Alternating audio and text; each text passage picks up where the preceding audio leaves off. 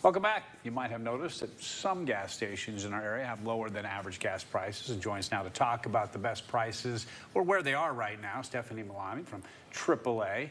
And we'll talk about another subject. But first, let's deal with gas because that impacts everyone. Sure. Where we are nationwide, where we are locally, where we are if we're driving across Tennessee. So I guess the headline is that prices are up across the nation and locally. But once you get down to Knoxville, prices aren't too bad. So the national average is $3.59, and that's up 3 cents from last week. Okay.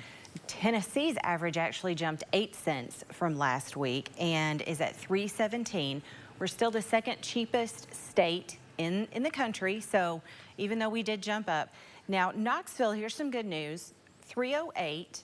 So we are 9 cents below the state average, but that's still very small, 3 cent increase from last week.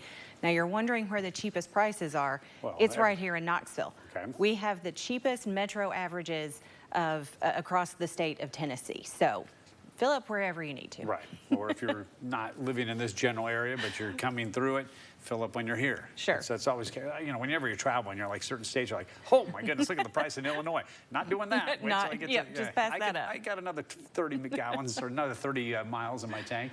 Other issue is this is, you know, a fun time for a lot of teenagers because they start to drive, but it's also what we call the 100 most deadliest days, and teens are really part of this. Yeah, so like you said, it's an exciting time. Teens have more time on their hands to be out and driving, but this 100 deadliest days is the most dangerous time for teens to be out on the road. So we just wanted to bring up some reminders to parents.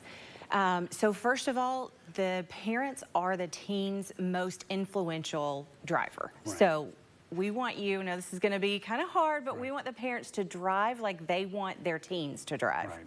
So it's a big ask. The other things that you can do even when you are driving and the teen is in the car, and you can start this even before they're teenagers, ask them to identify any hazards that are coming up. So this could be crosswalks, a light that might be changing, stop signs, and also ask them about vulnerable road users. So say that they identify a person on a bicycle, a pedestrian. That's good. Yeah, that's good. So that they kind of have those hazards in their mind and they're thinking about it.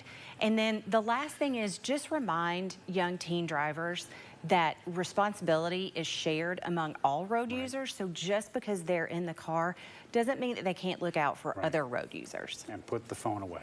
Put the phone away. In the glove box or in the center console or in the back seat. Definitely. That's a big issue. All right. Thank you, Stephanie.